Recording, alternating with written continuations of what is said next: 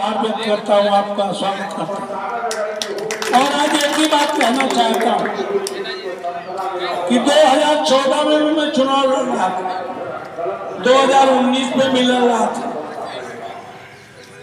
गुजरात के मुख्यमंत्री और वर्तमान में भारत के यशस्वी प्रधानमंत्री यहाँ पर आए और उन्होंने बड़ी बड़ी बातें की। उन्होंने कहा कांग्रेस पार्टी जो 50 साल से सत्ता में है उसने बड़ा भ्रष्टाचार किया है, विदेशों में काला धन जमा किया है, हमें 100 दिन दे दो, हमें गद्दी सौंप दो, हम 100 दिन में विदेशों से काला धन लाएंगे।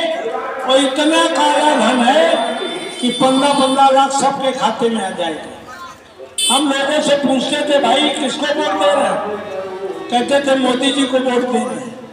हम पूछना चाहते हैं कि 15-15 लाख आए नहीं आए। उन्होंने नौजवानों से वादा किया, नौजवानों हमें देश की गद्दी में बैठने का सहयोग दो, हम 2 करोड़ प्रत्येक वर्ष नौकरियां देने का काम करेंगे। 2 करोड़ नौकरियां तो दूर, नोटबंदी और कोरोना के चलते जो देश और विदेश में 2 करोड़ लोग नौकरी कर रहे थे वो सब वापस सरैया गांव आ गए। साथियों, 10 सालों में किसी भी विभाग में भर्ती नहीं निकली होगी, अगर निकली तो पेपर लीक हो गया। 60 लाख लोगों ने आवेदन किया, 60,000 भर्ती थी। अब उन्होंने 60,000 भर्ती वाले वोट देते 60 लाख कैसे वोट दे, तो पेपर लीक हो गया और 6 महीने बाद भर्ती होगी तो 60 लाख लोग नौकरी के चक्कर में 60 लाख वोट दे दिए। नौकरी तो 60,000 थी, आवेदन 7 लाख थे, तो इस चक्कर में पेपर लीक हो गया।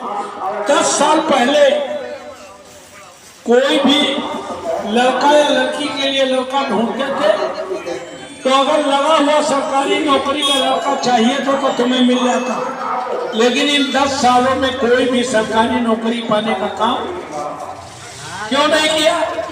जितने एम्प्लॉयमेंट देने वाले विभाग थे, रेलवे सबसे बड़ी भर्ती करता था जो लाखों नौकरियां प्रत्येक वर्ष निकलती थी, वो अडानी अंबानी को कानपुर सेक्टर का प्लेटफॉर्म तक अडानी अंबानी को 50 साल के लिए दे दिया। हमारे देश के लोग समझते हैं कि रेलवे सरकार की थी, सरकार ने प्राइवेट को दे दिया तो हमारा क्या दिया। बीएसएनएल को सबसे बड़ा एम्प्लॉयमेंट देने वाला विभाग था, वो अडानी अंबानी को दे दिया। तुम्हारा पेट्रोलियम जो सबसे बड़ा विभाग था वो अडानी अंबानी को दे दिया। ऑर्डिनल फैक्ट्रियां एनटीसी मिले पूरे देश की थी, अडानी अंबानी को दे दिया। और अगर पंजाब के किसान और पश्चिम उत्तर प्रदेश के किसान 1.5 साल तक संघर्ष न करते, 1,000 कुर्बानी न देते और 22 का चुनाव ना था तो आपकी जो बीघा 2 बीघे खेती भी है सरैया में, ज्योति में, ये भी सब अडानी अंबानी के नाम हो जाती। यही तो गुजरात मॉडल है। चूंकि आरएसएस के प्रमुख सदाशिव गोलवलकर ने 1947 के पहले अपनी किताब में लिखा है कि कभी इस देश की सत्ता में आने का मौका मिले तो पूरे देश के सरकारी संस्थान अपने 2 करीबी मित्रों को सौंप दे, पूरे देश के गुलाम बना। आज वही तो है। अडानी अंबानी के अलावा उत्तर प्रदेश में जो बड़े बड़े ठेके हैं, बड़े बड़े हाईवे बन रहे हैं, बड़े बड़े तुम्हारे मेट्रो स्टेशन बन रहे हैं, उनके सबसे पहला ठेकेदार हो वो गुजरात का होगा, अडानी अंबानी को होगा। उसके बाद पेटी दर पेटी बर्गर पेटी वाले यहाँ उत्तर प्रदेश का कोई ठेकेदार नहीं। उन्होंने कहा था हम गुजरात मॉडल बना देंगे, पूरे देश से लोग गुजरात की प्राइवेट कंपनियों में काम करने जाते हैं कि नहीं। गुजरात में कोई सरकारी नौकरी करने थोड़ी जाता है, प्राइवेट कंपनियां इतनी है वहीं नौकरी करने जाते हैं। उन्होंने पहले तो गुजरात में प्राइवेट कंपनियां फली फूली, अब पूरे देश में प्राइवेट कंपनियों को देने का काम कर रहे हैं।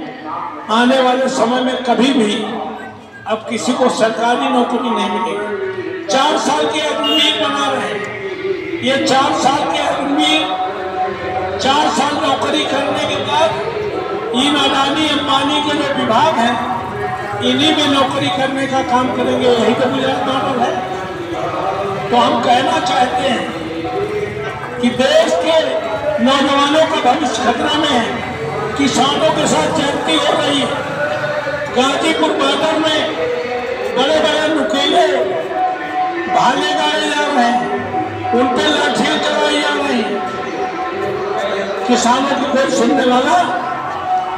अगर 10 सालों में कुछ दिया है आदरणीय मोदी जी ने तो दंगा वहां कराया था, हिंदू मुस्लिम गुजरात में किया था, आप पूरे देश में हिंदू मुस्लिम कर रहे हैं, मंदिर मस्जिद कर रहे हैं। हमें 10 साल में एम्प्लॉयमेंट नहीं मिला, लोगों की आय दोगुनी नहीं हुई, लोगों की बेहतरी नहीं हुई, केवल मंदिर मस्जिद और हिंदू मुस्लिम में हमें फंसाने का काम कर रहे हैं। तो अगर आप सब लोग चाहते हो कि आने वाली पीढ़ी को सरकारी नौकरियां मिले तो जितने विभाग अडानी अंबानी को दिए गए हैं, इंडिया गठबंधन की पहली शर्त है कि पहली बैठक में अडानी अंबानी को दिए गए सरकारी विभाग फिर सरकारी हो जाए। आने वाले लोगों को नौकरियां मिलनी चाहिए। तमाम से निवेदन करने आए हैं। देश का संविधान खतरे में है। नए संसद भवन में संगठन की स्थापना हो गई है। उनकी पार्टी में भी कोई लोकतंत्र नहीं है। एक वीडियो आपने देखा होगा राजनाथ सिंह का कि जो मोदी के साथ माला पहनने वाले थे और अमित शाह ने घूरा तो माले से बाहर से कर लिया। वहां उनकी पार्टी में कोई लोकतंत्र नहीं। अमित शाह मोदी के अलावा कोई नेता वहां अपनी बात तक नहीं कर सकता। जिसका पार्टी में लोकतंत्र नहीं है उसका देश में लोकतंत्र पे कैसे विश्वास होगा? इसलिए हम आपसे निवेदन करने आए, अगर ये बैठे तो संसद के 3 दिन के सत्र में उन्होंने संविधान में परिवर्तन कर दिया है। मोदी संविधान है, संग्राम की स्थापना मोदी संविधान का प्रतीक है। और जो भारत की एकता अखंडता के लिए संविधान में धर्मनिरपेक्ष और समाजवाद सब जोड़े गए थे, उनकी संविधान की प्रस्तावना से दोनों शब्द हटा दिए गए। केवल 24 के चुनाव की देरी है। 24 के चुनाव में अगर मैंडेट दे दिया, क्योंकि हमारे लोग कहते हैं, दलित भी कहता है, पिछड़े भी कहते हैं, अगले भी कहते हैं, मोदी ने देश बेच दिया हो, लेकिन मुसलमानों को ठीक कर दिया है। ये इस बात पे खुश है। तमाम से निवेदन करने आए हैं कि अगर अपने आने वाली पीढ़ी का भविष्य चाहते हो और चाहते हो कि लोकतंत्र रहे, राजतंत्र न स्थापित हो, तानाशाही न स्थापित हो, जो भी नेता उनके खिलाफ मोदी जी के बोलने की कोशिश करता है, सीडी सीबीआई भेजकर उसको अपने पाले में करते हैं तो तोड़ने काम करते हैं। जब 400 पार है तो नीतीश कुमार को तोड़ने का जरूरत है, फिर हेमंत सोरेन को जेल भेजने की क्या जरूरत है, फिर ये राज्यसभा के चुनाव में सपा को कांग्रेस को तोड़ने की क्या जरूरत है? ये तो साम दाम दंड भेद करके पब्लिक को मैसेज देना चाहते हैं कि मोदी है तो मुमकिन। तो हम फिर कहना चाहते हैं, अगर मोदी है तो मुमकिन है, तो निश्चित तौर पे अगर इस बार हम हिंदू मुस्लिम में फंसे, मंदिर मस्जिद में फंसे, जाति के चक्कर में फंसे, तो निश्चित तौर पे भारत का संविधान खत्म हो जाएगा और प्रजातंत्र खत्म हो जाएगा। फिर से हम गुलामी की ओर चले जाएंगे और यही 2 गुजराती पूरे देश को गुलाम बनाने का काम कर देंगे।